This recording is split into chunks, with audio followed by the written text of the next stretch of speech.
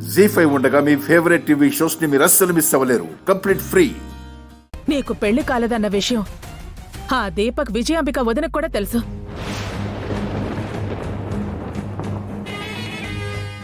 వాళ్ళు ఎప్పుడు ఎలా బావగారి దగ్గర ప్రూవ్ చేస్తారో తెలీదు. ఒకవేళ ప్రూవ్ చేశారు అంటే పెద్దయ్య గారు నిన్ను రూపాని అస్సలు క్షమించరు. ఆయన కూడా పరువు పోగొట్టుకుని ప్రాణాలతో ఉండరు. బావగారి పరువు నిలబెట్టాలన్నా, రూపకి భవిష్యత్తు ఉండాలన్నా రేపు జరిగే మంగళసూత్ర ధారణ అనుకున్నది అనుకున్నట్టే జరగాలి రాజు. నీ మనసులో ఏముందో నాకు తెలీదు. ఏముందో తెలుసుకుందామనే వచ్చాను. చిన్నమ్మగారు, పెద్దయ్య గారి పరువు, అమ్మాయి గారి భవిష్యత్తు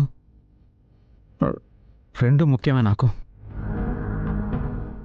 చూడరాజు, ఆ విజయాంబిక వదిన మీ ఇద్దరిని విడదీస్తే ఆ దీపక్కి రూపనిచ్చి పెళ్లి చేయాలని చూస్తుంది.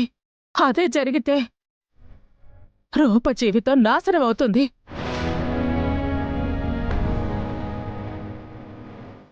పెళ్లి కాకుండా ఎన్ని రోజులు నీ భార్యగా మీ ఇంట్లో ఉన్నందుకు సమాజం అంతా రూపని ఎలా చూస్తారో తెలుసా? పెద్దయ్య గారి రాజకీయ జీవితం కూడా ముగిసిపోతుంది. పెద్దయ్య గారి దగ్గర నిజాన్ని చెప్పలేక అబద్ధాన్ని మోస్తున్నా. అలా ఉండటం ఎంత కష్టమో నేను అర్థం చేసుకోగలను. మనం ఆడే అబద్ధం ఒకరి జీవితం నాశనం చేస్తుంది అంటే బాధపడాలి, కాని ఒకరి జీవితం నిలబెడుతుంది అంటే బాధపడాల్సిన అవసరం లేదు రాజు.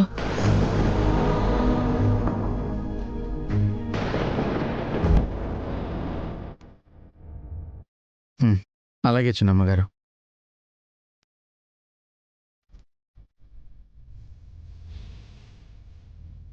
రేపు అనేది నీకెంత ముఖ్యమో నాకు తెలియదు, కాని రూప జీవితం, పెద్దయ్య గారి పరువు, ఆ ఇంటి పరువు, మీ ఇంటి పరువు అన్నీ కాపాడాల్సిన బాధ్యత నీదే రాజు. ఇన్ని రోజులు అబద్ధం అనుకున్న దాన్ని రేపటి నుండి నిజంలా మార్చు ప్లీజ్. అలాగే చేస్తాను చిన్నమ్మగారు. పెద్దయ్య గారు తలదించుకునేలా చేయను.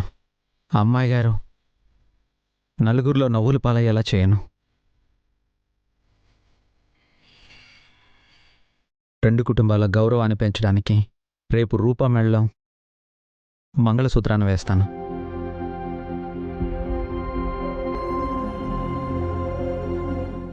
చాలు రాజు, చాలు. ఒక తల్లిగా రూప భవిష్యత్తు గురించి ఆలోచించే ఇలా చెప్పాను. ఏమనుకోకు రాజు.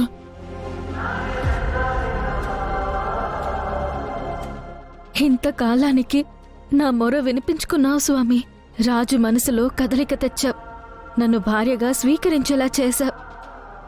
నీ రుణం తీర్చుకుంటాను స్వామి.